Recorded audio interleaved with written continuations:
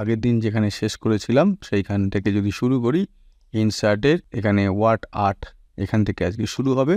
Word art কী জিনিস না, এখানে আমি কিছু যে টেক্সট যে ফরম্যাটগুলো লিখি টেক্সটের, সেগুলোর কিছু স্টাইল চেঞ্জ করার। যদি আমি এটা সিলেক্ট করি তাহলে এই ধরনের আমার স্টাইলটা হবে লেখার।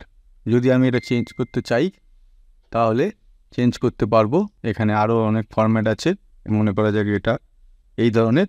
তো ওয়ার্ড আর্ট থেকে মোস্টলি আমরা এই জিনিসগুলোই সাধারণত করে থাকি। ঠিক আছে, এখানে এটা অ্যাডজাস্ট করে এখানে দেখো নতুন শেপ ফরম্যাট বলে এখানে অপশান চলে এসছে।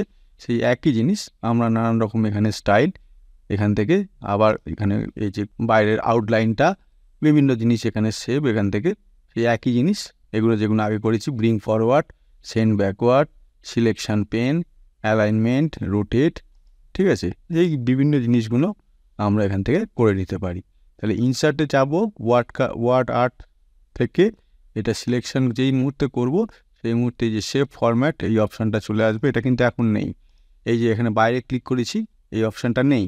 যে মুহূর্তে এটা সিলেক্ট